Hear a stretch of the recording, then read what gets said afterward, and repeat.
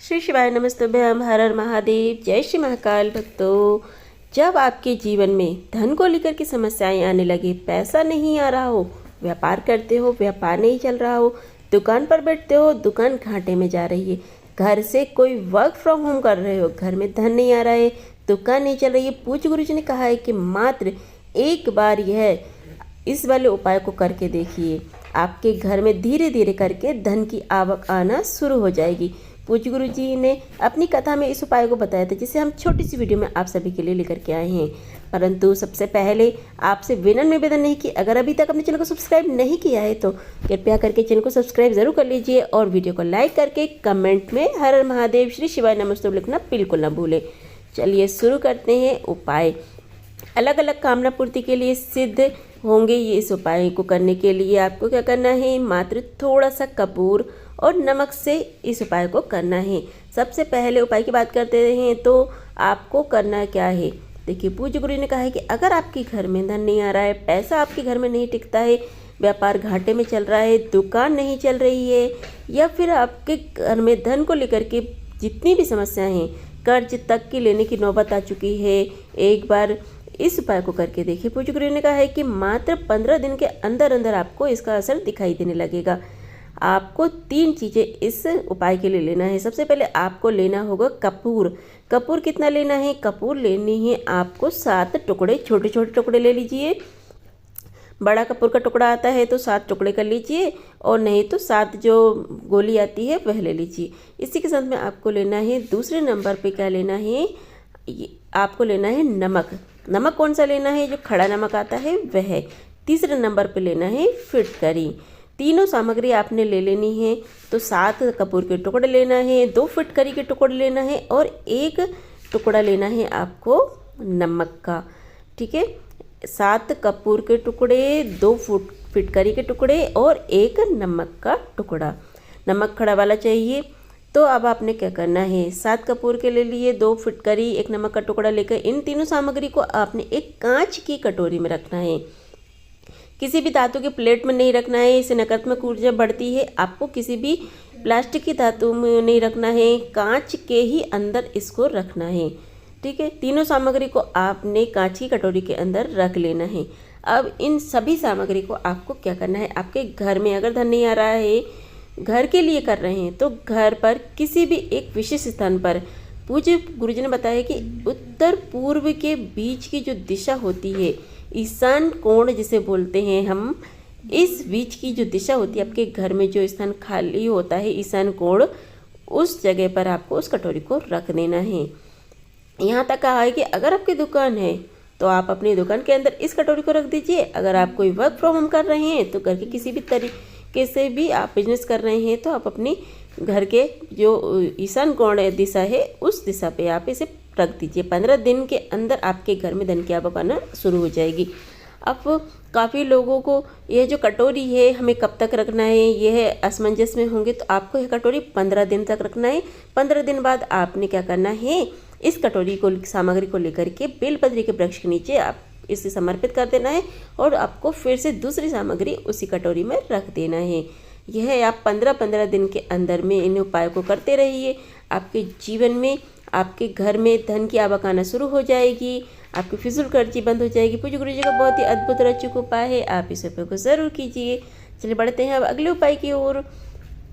अगले उपाय में जिनके जीवन के दुख खत्म होने का नाम नहीं ले रहे हैं, एक के बाद एक कष्ट आपके जीवन में चले आ रहे हैं, जीवन में परेशानी चली आ रही है, जिनके घर में शांति नहीं रहती है और आपको घर पर जाने का मन नहीं करता है, इस तरीके से आपके घर का माहौल है, आपके घर में लड़ाई झगड़े, ग्रह क्लेश है, सुख समृद्धि शांति नहीं है, घर में धन की आवक रुक गई है, सारी समस्याएं आपके घर में खड़ी हुई हैं, तो एक बार शुक्रवार के दिन इस वाले उपाय को करके देखिए। 1 तांबे का कलश शुद्ध जल से भर लेना है और इसमें लेना है आपको कितने, 5 पीपल के पत्ते लेना है। इसके साथ ही आपको और इस चीज़ का ध्यान रखना है कि वह कहीं से खंडित नहीं होने चाहिए, पीपल के पत्ते। और साथ ही आपने क्या करना है, 1 चुटकी काले तिल ले लेना है और हल्दी की गांठ आपको लेना है। हल्दी की गांठ, यहाँ पर पिसी हल्दी नहीं लेना है, हल्दी की गांठ आपको लेनी है। 1 हल्दी की गांठ लेनी है अगर आपको गीली हल्दी मिल जाती है तो अच्छी बात है, गीली हल्दी ना मिले तो सूखी हल्दी की गांठ भी ले सकते हैं। अब अपने तीनों सामग्री लेना है, 5 पीपल के पत्ते इसी के कलश के अंदर डालना है, 1 चुटकी काले तिल डाल देना है, 1 हल्दी की गांठ इसके अंदर डाल देना है और इसे लेकर के आपको पहुंच जाना है भोलेनाथ के मंदिर शिवालय में, शिवलिंग के पास में। जैसे ही आप वहां पे पहुंचेंगे उत्तर दिशा की तरफ मुड़ करके खड़े हो जाना है। उत्तर दिशा अगर आपको पता नहीं है तो आप शिवलिंग के पीछे खड़े हो जाइए, क्योंकि शिवलिंग के पीछे खड़े होने पर आपका मुख उत्तर दिशा की तरफ हो जाता है। ठीक है, अब आपने उत्तर दिशा की तरफ खड़े हो जाना है। दोनों हाथों में आपको उस कलश को पकड़ना है और जो आप कलश लेकर गए हैं अपना नाम और गोत्र बोल करके शिवलिंग के ऊपर आपको पूरा का पूरा जल समर्पित कर देना है। किनके नाम से करेंगे? काशी विश्वनाथ के नाम से। फिर से सुन लीजिए, काशी विश्वनाथ के नाम से आपको पूरा का पूरा जल समर्पित कर देना है। संपूर्ण जल समर्पित करके जितनी भी सामग्री उन सामग्री को शिवलिंग पर समर्पित कर देना है। समर्पित कर देने के पश्चात में 2 मिनट वहाँ पर बैठना है, बाबा से निवेदन करना है, कामना करना है। कामना करने के पश्चात आपने 5 पीपल के पत्ते जो कलश में से निकाल करके शिवलिंग पर समर्पित किए हैं अपने ऊपर उनका जल छिड़क लेना है। उन पत्तों में से किसी एक पत्ते को उठा करके और फिर क्या करना है, जल के छींटे मारने के बाद 5 बार अपने ऊपर जल छींटे मारना है और 5 बार आपको जल के छींटे अपने ऊपर मार लेना है।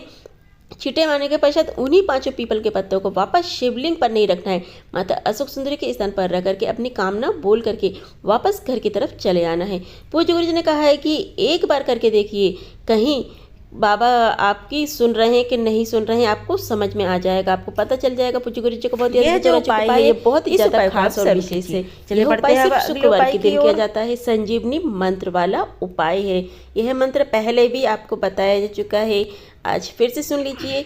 इस वाले उपाय को भगवान शिव ने बिना मांगे शुक्र भगवान को दिया था। शुक्र भगवान को देने पर वो बहुत प्रफुल्लित होते थे, आनंद होते थे, इतने श्रेष्ठ होते थे कि उनको देवताओं के नाम में जाना जाने लगा और ग्रह भी बन गया। शुक्र ग्रह किन के कारण? महादेव के कारण। गुरुदेव ने कहा है कि अगर आपके शरीर में किसी भी तरीके का कोई रोग है, बीमारी है, कष्ट है, दुख है, तकलीफ है, आपके शरीर में कभी कोई रोग बीमारी कष्ट ना हो, हमेशा आप आरोग्य रहें, तो प्रत्येक शुक्रवार के दिन शाम के समय यह वाला उपाय आपको करना शुरू कर दीजिए। बेलपत्री के वृक्ष के नीचे आपको यह उपाय करना है। अगर आपके घर में कोई बेलपत्री का वृक्ष है, आपके आसपास में कहीं पर है, तो मात्र आपको 1 तांबे का पात्र शुद्ध जल से भरा हुआ लेना है अपने घर का और 1 दीपक, आपको जो भी दीपक लो, चाहे आटे का लो, चाहे मिट्टी का लो, इसके अंदर आपको गोल बाती लगानी है। कौन सी बाती लगाओगे? गोल बाती। और इसके अंदर भरना है गाय का देसी घी। बेलपत्री के वृक्ष के नीचे जाना है, यहाँ पर आपको आसन लगा करके बैठ जाना है और सबसे पहले उस जो कलश आपने लिया है उस कलश को अपने सम्मुख में रखना है और जो एक दीपक लिया है उस दीपक को आपको वहाँ पर सम्मुख में रख कर प्रज्वलित कर देना है। और ध्यान रखना है इसके नीचे कोई ना कोई आसन ज़रूर लगाना है दीपक के नीचे, और यहाँ पर बैठ करके आपको 108 बार संजीवनी मंत्र का स्मरण करना है। यह संजीवनी मंत्र कौन सा है? पहले पूरा उपाय ध्यान से सुनिए। यहाँ पर आपको बोलना है महामृत्युंजय मंत्र। महामृत्युंजय मंत्र जो पूरा वाला मंत्र होता है वह मंत्र आपको यहाँ पर बोलना है। 108 बार इस मंत्र का स्मरण करना है और स्मरण करने के बाद में इस मंत्र को आपको 108 बार बैठ करके वहाँ पर स्मरण करना है। मंत्र जाप करके दीपक को वहीं पे छोड़ करके एक जिस जल से कलश लिया है उस जल को उसी वृक्ष के नीचे समर्पित करके घर की तरफ चले आना है। शुक्रवार आपको इस उपाय को करना है। आपके घर में कोई भी बड़ी बीमारी है, आपके शरीर में कोई भी बड़ी बीमारी है, वह दूर हो जाएगी और कोई भी बीमारी आपके घर में प्रवेश नहीं करेगी। पूज्य गुरु जी का बहुत ही अद्भुत और अचूक उपाय है। आप इन उपायों को शुक्रवार के दिन जरूर कीजिए।